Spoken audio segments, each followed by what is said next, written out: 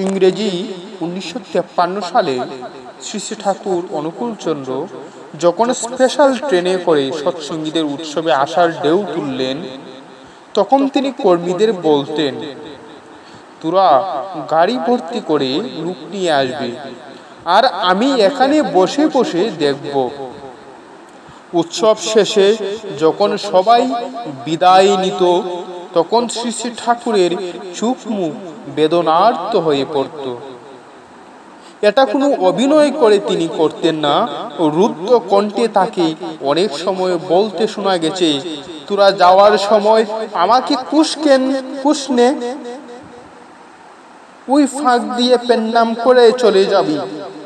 তোদের যাওয়ার কথা শুনলেই আমি কেমন হয়ে পড়ি। আর বাস্তবেও হয়তো তাই। কত মানুষ চলে যাওয়ার সময় দুঃখ ভরা হৃদয়ে শ্রী শ্রী ঠাকুর বলেছেন, আজ সব ফাঁকা হয়ে যাবেনি।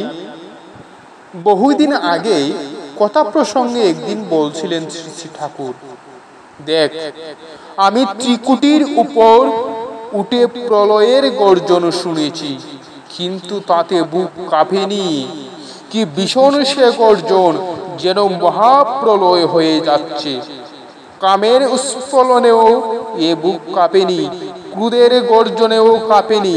এই পথে ভীষণ সব মূর্তি এসেছে, তাতেও বুক কাঁপেনি। রসগোল্লা হাতে করে এসে রূপ দেখিয়েছে, তাতেও টলিনি। কিন্তু তোদের বিদায়ের কথা শুনেই বুকটা কেঁপে ওঠে।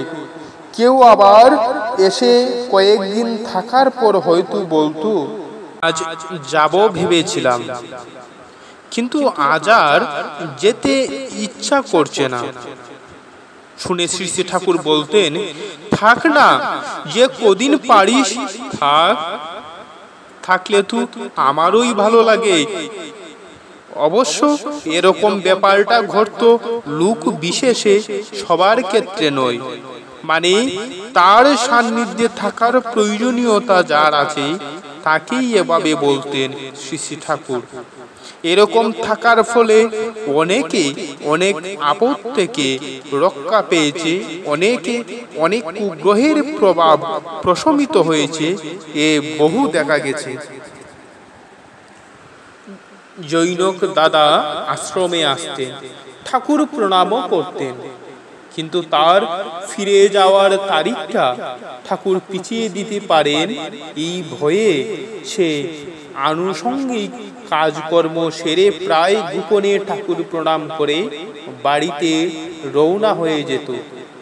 শ্রী শ্রী ঠাকুর কয়েকবার তার এই লুকোচুরি লক্ষ্য করলেন। তারপর একদিন তাকে কাছে ডেকে বসালেন এবং আশ্রমের এক গায়ক দাদাকে ডাকিয়ে একটি বিশেষ গান গাইতে বললেন। গায়ক দাদা শ্রী শ্রী ঠাকুরের অভিপ্রায় বুঝতে পেরেছিলেন। তার উদাত্ত কণ্ঠে গান শুরু করেছিলেন। গানটির মধ্যে দুটি কলি হলো, তুমি এই পথে নীতি নীতি করো গতাগতি, আমি নুপুরের ধ্বনি শুনি, করো রাধা সঙ্গে বাস, আমারে নৈরাস, আমি রহি একাকিনী। এই দুই লাইন গান যখন গাওয়া হতো, শ্রী শ্রী ঠাকুর উপস্থিত সবার দিকে চেয়ে মিটি মিটি হাসতেন। উক্ত সৎসঙ্গী দাদা মাতার নিচু, সে এক অপূর্ব দৃশ্য। মানুষকে কাছে পাওয়ার জন্য কি আকুলতা, উদ্দেশ্য কি না তাদের মঙ্গল সাধন। মানুষের মঙ্গল করার নানা পদ্ধতির কথা বিজ্ঞজন বলে থাকেন, কিন্তু এ পদ্ধতির অতুলনীয় কারুর সাথেই মেলে না। আর এ উদ্দেশ্য সাধনের জন্য শ্রী শ্রী ঠাকুর টাকা পয়সা বা কোনো রকম অসুবিধে কখনো আমল দেননি। তোমরা আমার কাছে এসো, আমাকে দেখো, জানো, আমার পরশ পাও, আমার প্রবর্তিত ভাব দ্বারায় ভাবিত হও, আমার আদর্শ নিয়ে চলো, তোমাদের মঙ্গলের জন্য আর ভাবতে হবে না। পরুক্ষে বলে দিচ্ছেন যে মঙ্গলের খুঁজি তোমরা, আমি সেই মূর্ত মঙ্গল।